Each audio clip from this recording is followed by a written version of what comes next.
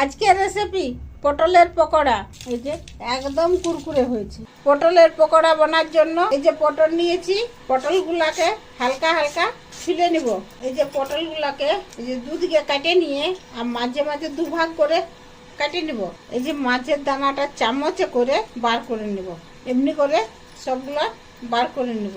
মাঝের অংশটা বার করে নিয়ে উপরের দিকটা বাদ দিয়ে এইখান থেকে বাদ দিয়ে আর এইখান থেকে এই যে পাতলা পাতলা করে এইভাবে কাটে নিব। এই যে উপর দিকটা বাদ দিয়ে আর পাতলা পাতলা করে সবগুলা কাটে নিব। এইভাবে সবগুলাকে কাটে নিব। এই যে সবগুলা কাটিয়ে নিয়ে হলুদ আর নুন মাখায় নিব। একদম হাতের মতো দেখায়। সবগুলাই নুন হলুদ মাখায় নিয়েছি।